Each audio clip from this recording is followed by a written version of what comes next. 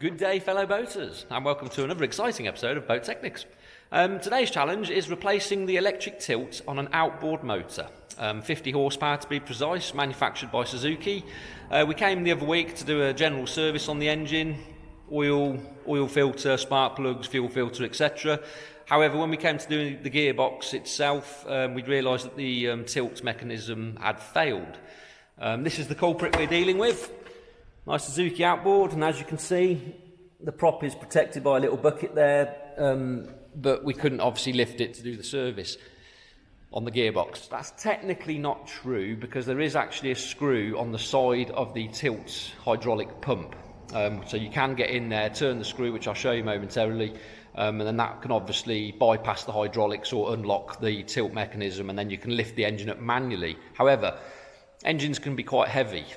And although we could have got around doing the gearbox service that way, it still renders the engine useless to the customer while it's out on the water, because obviously if they come into shallow waters and they need to tilt the engine up, they haven't got the means to do so. So we're back today. We've got a new tilt motor and we're going to go through the process and whip it on.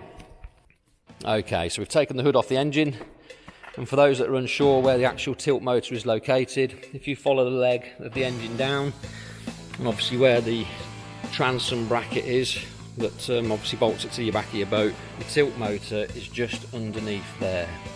So that is actually where our tilt motor is. So obviously to get to that, what you really need to be doing is lifting the engine up like so, manually. Now how we're going to do that is, you can see just to the side under there, the gaping hole. Look down there, if I can get my torch in, he says, come on. There's a couple of little screws. That one there releases the hydraulics, so the hydraulic lock from the motor. So we're going to unscrew that. So nothing's ever as straightforward as you want it to be. We've had to disconnect the steering linkage. So obviously the metal steering bar, you can see just under there. There you are. Took him off the engine. Pulled the engine up to a fairly good gradient, as you can see there.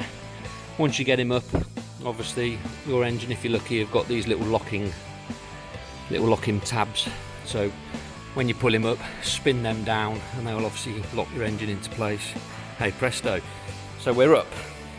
Phase 1 of the challenge complete. And obviously now we're up, as you can see, it's a little bit clearer now. That's the motor. This is the hydraulic ram. Hydraulic fluid, as the motor turns, it pushes the fluid up and down to obviously extend the armature. So we're going to whip this off. We're going to see if this is the culprit, but before we do that, we're going to check it on the electrical side. If you're unsure of which cables go where, self-explanatory really. Follow the cables, which are these ones here, see where they're going, follow them all the way around up into the block. They disappear just under there, and you come round to the other side of the engine and they come up from just under there into here. Now I already know that it's the green and the blue one just there, but I can't get him out. Typical boat. So now what we've got to do, we've got to dismantle a bit more. So let's take this box off here, which is the covering for all of the electrics, etc. Fairly straightforward. Get him off, and that should give us a little bit more room now to get these puppies out. Right, we're going to have to pull the relay out as well. There's a relay buried in there which actually goes to the motor. So we'll gently give him a little tug. He's out. Come on. There you go, there's our cables. So we'll disconnect that and we'll plug our new one in to this side, because obviously power comes into the relay. As you can see, the big red and the black one there goes into the relay, click your little button, and then sends the current back out down our green and blue one into the linkage. Disconnecting our two cables temporarily. We've just plugged our new motor into there, and we're going to walk our lovely shiny one round to the other side.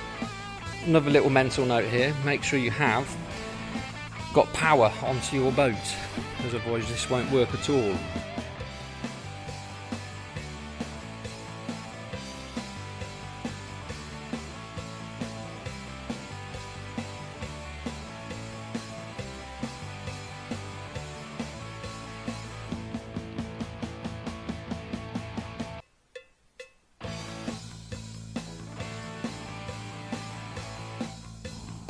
Okay, so we've got our old motor off. Obviously we're sat on the housing there. There's a little bit of fluid lost because obviously the angle of the boat, but really, I mean, like a tablespoon, so nothing to worry about. Got our new motor now.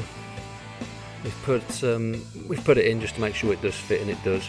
But as you can see, just on there, we've added our new rubber washer that comes with it. So as you can see in the middle there's a little spindle. You can probably make that out. And then obviously on the engine side, there's the marrying, or the female version. So we've got to try and put this up while marrying those two together. But I already did it a moment ago and that fits absolutely snug. Get in, lad.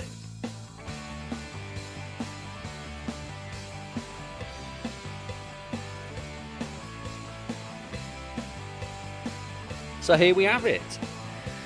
We had a little bit of a challenge putting the new one in.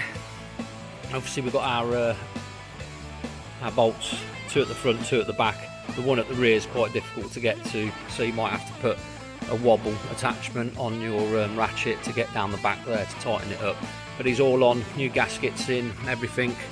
You can see the actual hydraulic side of it's a little bit old, but nonetheless it still works. We topped it up with some more fluid as well, took that off, put some more fluid in, pumped it up and down a few times. But let's fold the engine back this way, and then we'll just check it once more, down for down, I guess it is. Oh, beautiful. And then up. Yes, that is a good result. I'm happy with that. But we're going to keep that up because now I'm going to do the gearbox. Hope you enjoyed the video. And that is how you change the tilt motor on a Suzuki 50 horsepower. Yay!